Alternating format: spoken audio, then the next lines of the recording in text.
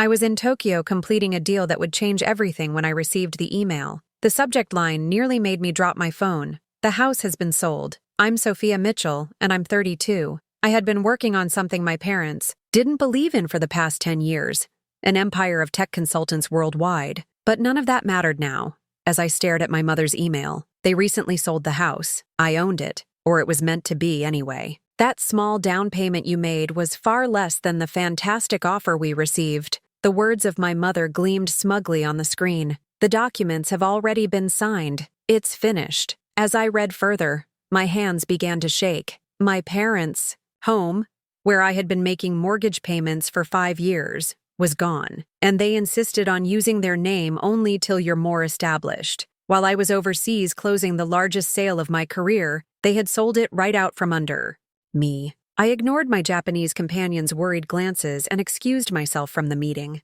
I called home in the Tokyo high-rise corridor. Sophia? Oh, fake sweetness oozed from my mother's voice. Have you received our email? That was fantastic news, wasn't it? That was my home, Mom. I was able to maintain a steady voice. For 5 years, I have been making mortgage payments. Avoid being theatrical. She brushed my worry aside with ease. I needed the money for the business, and so did your father. Morris Tech's performance isn't what we had hoped for. You're never there anyway. Always flying your small consultancy firm all over the world. A small consulting firm? If only they were aware. In what location should I reside? I inquired, but I already knew the response. Mom chirped, you can remain in your old room. It will be exactly like your high school years. Do you recall how pleasant that was? I didn't use the word nice. The criticism and comparisons to my successful older brother, Michael, who was now the CFO at our parents' company, were something I recalled. The same business that seemed to be having enough trouble to warrant selling my house. Mom, I have to leave. I'm engaged in an activity. Before she could answer, I hung up. I turned back to the contract set in front of me in the meeting room. I didn't miss the irony. I was in Tokyo surreptitiously planning the largest corporate takeover of my career while my parents were selling my property to salvage their failing software company. You see, Morris Tech, the pride and pleasure of my parents, was drowning, not simply suffering, and I understood why. Through a number of sham corporations and calculated investments, I had been methodically purchasing their debt, putting myself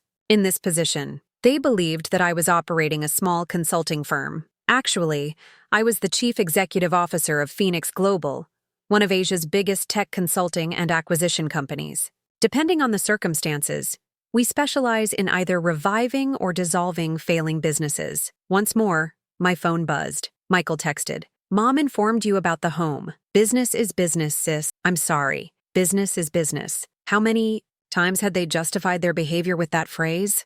When they declined because they were investing in the business, they took money out of my savings account without asking, because the business needed it to pay for my college tuition. I replied with a straightforward okay text and turned to face Mr. Tanaka, my Japanese associate. The contracts are prepared.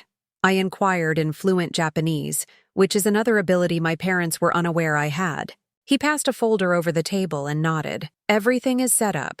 San Morris Tech won't be able to tell what hit them. I sealed the deal and my parents' future by signing the last documents. Within 2 months, I would possess a majority stake. In Morris Tech, they had put the business before everything, including my schooling, my security, and now my house. I said to my assistant, book me a flight home. I need to give my folks a go there. The weeks that followed were filled with strategic talks and legal paperwork. I declined my mother's invitations to return home and instead moved into an opulent hotel suite. Each time they called, unread, all emails unanswered. Give them the impression that I was angry about the house. Let them believe that my small consultancy business was where I was hiding. They were unaware of what was about to happen. I was standing in front of my mirror, fixing my blazer. The morning everything came together. The woman who was looking back at me was not the daughter they had long disregarded. As a CEO, she was a formidable presence, and everyone would be aware of it today. I picked up my briefcase containing the paperwork that would make all the difference and made my way to the Morris Tech offices. It's time to demonstrate to my parents that their daughter has become an unsuccessful one. As I entered the building, I thought back to my childhood visits, when I watched my mother sit by my father's and brother's sides, and watch them strut around like kings. The security officer gave me a nod. Like many other important employees, he was already paid by Phoenix Global. The voyage in the elevator to the executive floor seemed to go on forever. I reflected on everything that had brought me to this point as each floor went by. I had come to this point because of the years of being fired, the ongoing undermining, and the ultimate betrayal of my house. My mother's laughter reverberated down the hallway as the doors opened. She most likely attended the board meeting in the conference room to talk about the company's enigmatic new majority shareholder. I straightened my shoulders and inhaled deeply. The time had come for the genuine Sophia Mitchell to make her appearance. As I got closer, I could hear voices coming from the conference room. The authoritative tone of my father, my mother's anxious laughter, and my brother Michael's attempts at comfort. My father was insisting that this must be an error. Some unnamed business is unable to simply purchase a majority stake in Morris Tech. This business was created by us. I checked everything, Dad, Michael answered. 51% of our shares are owned by Phoenix Global. The majority of our debt has also been purchased by them. Today is our meeting with their CEO. My mother firmly said, "Well, whoever they are will handle it." We usually do. I decided to push the door of the meeting room open at that precise moment. The whole board of directors swiveled to look at me. The annoyance clouded my father's features. "This is a private meeting, Sophia. You may wait for whatever drama you're here for with the house." Placing my briefcase on the shiny table, I grinned. "I am, in fact, on time. You have an appointment with Phoenix Global's CEO at 10 a.m. My brother frowned as he looked at his watch. "They're not. Yet they are not yet here." "She is, in fact." I opened my briefcase and took out the contracts and paperwork. "I'm present. I am Phoenix Global's CEO." The ensuing hush was deafening. The champagne glass that belonged to my mother fell out of her hands and shattered on the ground. The whiteness had spread across my father's face. "That isn't feasible." Michael stumbled. "You own a little consulting business. You're not." "No, you can't be." "Michael, it can't be what?" "Accomplished.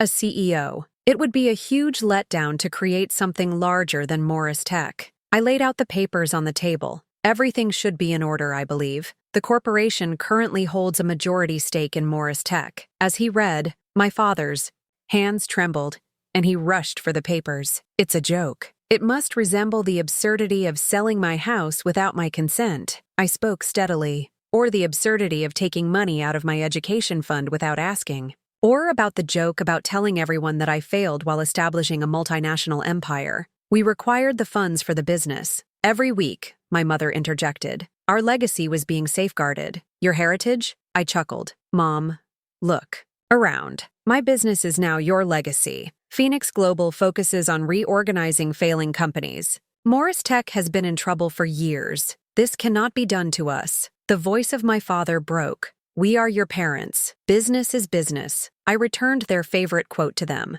"You say that all the time, don't you?" Many of the board members were struggling to disguise their smiles when I turned to face them. They had endured years of mistreatment at the hands of my family. As of right now, changes are going to occur. "You're no longer CFO, Michael. You're leaving your position as CEO, Dad. Mom, you are no longer the Vice President of Public Relations. You're dismissing us." Michael appeared on the verge of fainting. "Your own household?" I reflected on all the occasions they had picked the business over me. All the contemptuous comments, the missed chances, the ongoing undermining. "No, you won't get fired. You gave me exactly what I'm giving you. An opportunity to start at the bottom and work your way up. A position in entry-level accounting is available. We need a salesperson, Dad. I've heard that the front desk is open, Mom." My mom started crying. My dad's face had gone purple instead of white. Or I went on, "By the end of the day, you can tidy up your desks. You have an option." "You ungrateful." I interrupted my father before he could finish. "Be careful, Father. Do you recall who you are speaking to? That young girl is no longer me.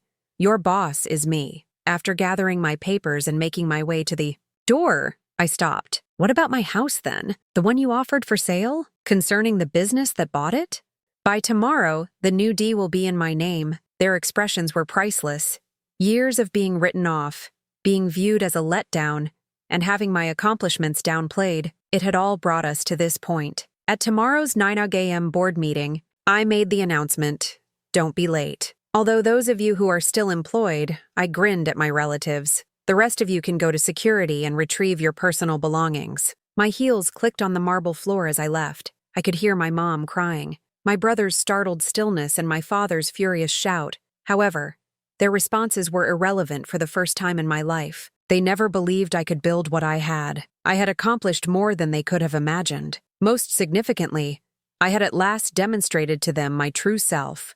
Not the letdown they had called me, but the formidable force I had grown into. It buzzed on my phone. Mr. Tanaka texted from Tokyo. Mitchell-san, congratulations. How was it? Grinning, I entered the elevator. Superior to anticipated. Morris Tech has to be rebuilt. My way. My previous existence came to an end, and a new one free from the constraints of my family's expectations was revealed. They had selected the company over me regularly. They could now observe how I changed it into something they could never have. Constructed on their own. Success alone isn't always the best form of retaliation. It's displaying what those who questioned you were unable to perceive. And I knew I had done just that as I left the Morris Text building, which is now mine. I read the local business the following morning while sitting in my current office, which was once my father's. News. I smiled at the headline. Morris Tech is acquired by Phoenix Global. The startling takeover and identity of the unknown CEO are revealed. CEO unknown. I wish they were aware of how long I've been preparing this. While my family undervalued me, I was quietly establishing my kingdom. However, that was the issue with being undervalued. It provided you with the ideal cover to attack at an unexpected moment. I grabbed my phone and called my real estate agent. Hello, I would like to list my parents' home for sale. The one they recently sold, that is. I now own it, so don't worry. Sometimes a daughter they never believed in is the manifestation of karma. Additionally, she occasionally brings a corporate takeover that they didn't anticipate.